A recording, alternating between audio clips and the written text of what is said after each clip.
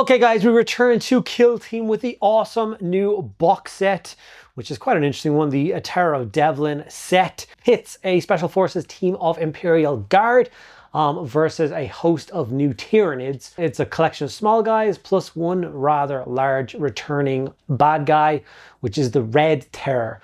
The Red Terror is the only miniature from old Tyranids that I don't own.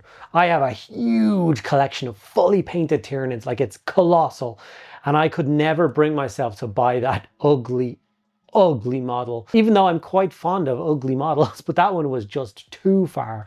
So the globe that this one was received is mind-blowing. I think it's absolutely stunning, and I had such a fun time getting it built and painted. I obviously went for the Red Terror scheme. I twisted it a little bit so it matched in a little bit with mine, and I'm really happy with how it turned out. So in today's video, I'm going to show you how I painted that up. Before we get into that, there's a huge thank you out there for everyone who supports the channel in all of the myriad of ways it is possible to support: liking, commenting, and of course subscribing to all three of the channels. Yes, that's right, I have 3 channels. Go and subscribe to all of them. And yeah, it really means the world to me that you guys do that. It makes a huge difference how many people see the videos and how quickly the channels grow, so thank you so much. Anyway, out there goes the extra mile support over on Patreon. You guys keep the lights on, the cameras rolling, so from the bottom of my heart, thank you guys so much. Obviously, we try and give back to the Patreon members as much as possible with extra videos, extra content, podcasts, community Discord server, all that kind of stuff. And then obviously we do a large scale giveaway every single month. This month we are giving away a mechanical army. So if you want to be in with a chance of winning this awesome box set sent to anywhere in the world at my expense, all you need to do is be a member of the Patreon at any tier. So perfect for starting a new mechanical army or expanding an already existing one. Yeah, check out the Patreon linked down below. Okay, without further ado, let's dive in and get the Red Terror painted up. Okay, so this is the big beastie himself, and as you can see, he's a monster. Much larger than the previous version of the Red Terror. I got the model fully built, and I decided to go fully built. The statue was even glued onto the side of his tail and everything. I just went full send, to hell with it. And I'm going to show you guys very quick and very easy ways of getting this guy painted up and on the tabletop without any stress or any of that kind of stuff. So we start off with Guilliman Flesh. The model was sprayed black, and then it was sprayed grey sear over the top, which gives, I think, the best base coat for applying lots of different contrasts. Unless you don't want to go with much warmer tones, then of course you can use the bone color. After this, we moved on to Guilliman Flesh Contrast, and we applied this to all of the kind of underneath of the Tyranid. And I don't mean like underneath of the body, I mean underneath all of the armor panels. Most people, or anyone who has never painted a Tyranid before but is interested in painting Tyranids, always paint the skin stuff first. And you can be as messy as you want. Lots of dry brush and lots of nonsense, all that stuff done. And then you can paint those panels on top, because all those armored chitin panels, it's super simple to paint them afterwards, and nothing is in the way of anything else. And you can be as neat and tidy with the paint job then. But just do the skin first. Anyone who paints the armor panels first is a psycho, and you should never speak to that person again, because, like I said, they're psychos. Berserker Bloodshade was then applied to all of the skin. I wanted to make it really warm, really kind of alien looking, really kind of distressed skin. And I find the best way to do that was a nice coat of Berserker Bloodshade. When this is done, it's time to move on to the big flat dry brush, and we grabbed a Cadian flesh tone and we dry brushed up the entire skin. Obviously, there's lots of really nice ridges and bumps and lots of nice crevices for all the shade to stay into, which means that when you dry brush these bits, it really does make it pop. It looks incredible. So I'm a big advocate for dry brushing up Tyranid skin. I did actually go one step further and went in with a Kislev flesh and gave that a really light dry brush over the skin, but I don't think I recorded that for some silly reason, so you can decide to add that in if you want to, or leave it behind. It's totally up to you. Now it's time to actually start working on the armor panels. And I decided the best way to do this is to first block in all the armor panels with Flesh Tear's red contrast. This will obviously help you know where all the different armor panels are. So do take your time and really do look for all the different ones, because there is a couple of sneaky ones hidden under bellies. He's got some recessed armor panels in his tail, which is something I've never seen on a Tyranid before. It's a totally new design, I think. So make sure you get all those as well. Go around the entire model, find them all, and blocking them in with corn red contrast. It's not corn red, Flesh Tear's red contrast.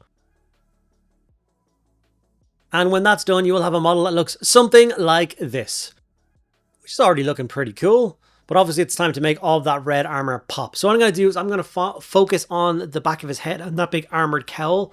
So basically just the head section of the armor. And I'm going to show you how to layer up the red through that section all the way to the end.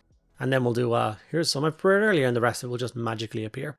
So Mephiston red being the first coat of red we're going to work with.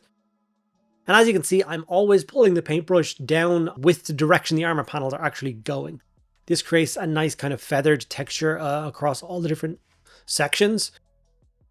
And it just looks really nice. It makes it look more alien, more like a live being, like a real, like organic looking shell, as opposed to it being like a flat coat of red and looking, you know, like something that's manufactured, which doesn't make any sense on a creature like this. And as you can see, I start from the kind of the lowest panel and I just work my way up the head, including the big nice ridged kind of armor plate over his forehead. After that's done, we're going to jump up to Evil Sun's Scarlet, which is usually the mid-tone, but it's actually basically two mid-tones with what I'm doing now, and I'll explain as I go. So Evil Sun's Scarlet, basically each time we apply a paint, we're doing exactly the same thing we did with the previous layer. We're just coming down a little bit. So we're leaving a little bit more of the red kind of higher up, that darker Mephiston red. And then obviously you just move a little bit down from the last highlight and then do exactly the same technique, feathering downwards. And you can see it's already making the armor panel pop.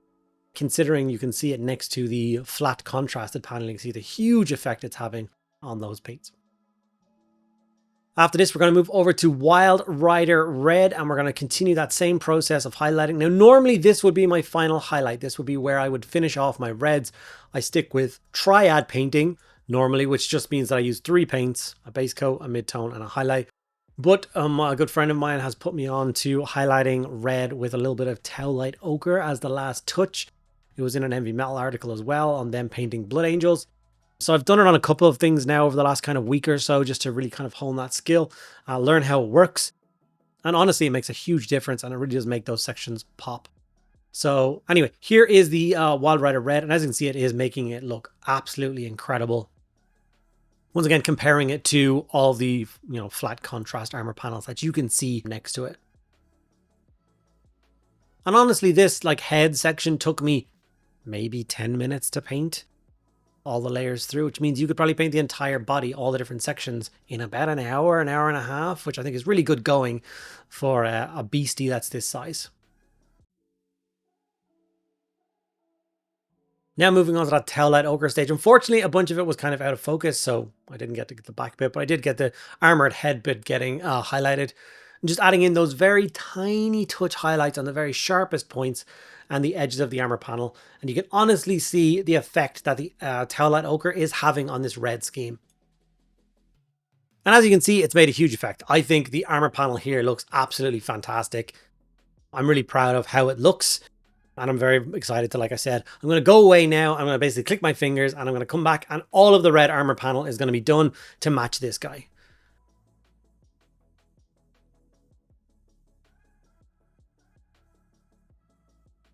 And here he is. All the red armor panels are now finished on this beastie. And if I do say myself, they look awesome. Really happy with that as a final result on the red armor.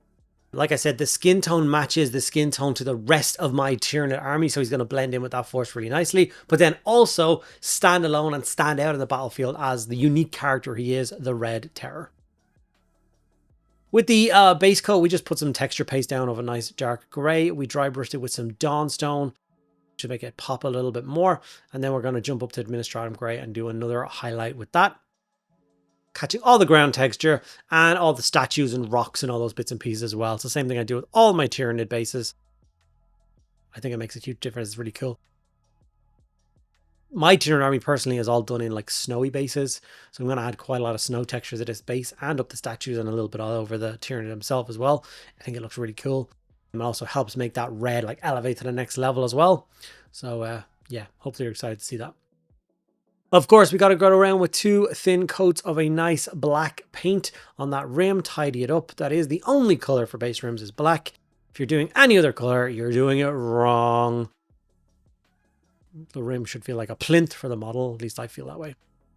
Anyway, 2 thin coats around the whole thing to make sure you get a nice solid coat. And then you're ready to start working on some of the other details on the model. And for this, it's Xandri Dust as the base coat. And we're going to go around and find all those kind of teeth and claws and talons There's quite a lot of them across this model, so you need to go and find them all and paint them in with Xandri Dust as the base coat.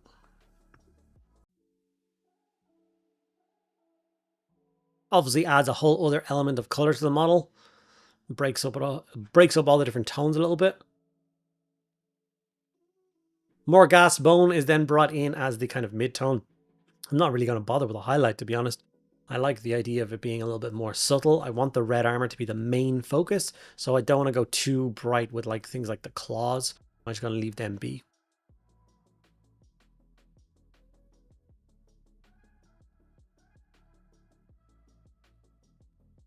Now, another touch that I do with all my Tyranids, I grab a little bit of Volupus pink near the end of the painting process, and I paint it into all of the gaps between like elbow joints, and there's these like soft squidgy extra kind of bits on the Tyranids, so those get all done. And then anywhere where you see like a split in the skin, and there's quite a lot of those across Tyranid skin as well, so just put a nice little coat of that kind of pinky color in those as well.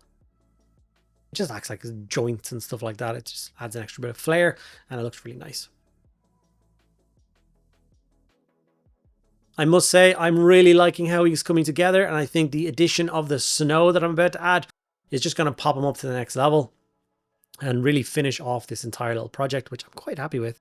AK Snow was used then, and I just liberally applied it across the base, and I tend to use quite a lot of it, and then once it's in place, I kind of stipple at it with a rough old kind of larger brush with some spiky bristles, which kind of like push the snow into the ground. And then as you lift the brush up, it creates all these tiny little spikes. So it makes the ground surface look a lot more natural and not have any like weird brush strokes or anything like that in it. And then of course the snow is going to hit and be all over like the statues and stuff as well. And then of course all over the Red Terror's tail. He's like a burrowing creature. So he's been coming through the snow. I could have gone a lot higher and covered his entire back with it, but I like how the red was looking so much. I didn't go too high with the snow, but I did get some over his tail and claws and stuff while I was there. And with that finished, we have a fully complete Red Terror. Finally, I have a Red Terror added to my Tyranid army to go with my awesome new infiltration force that I've been working on and that I took to an event over in Warhammer World. So this guy's going to fit beautifully in with that force. So hopefully I'll get a game in with him fairly soon.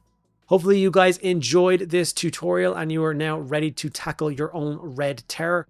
And yeah, I hope you enjoyed it. I cannot wait to show you the other half of this box set with those awesome guardsmen. So yeah, I'll see you guys in the next video.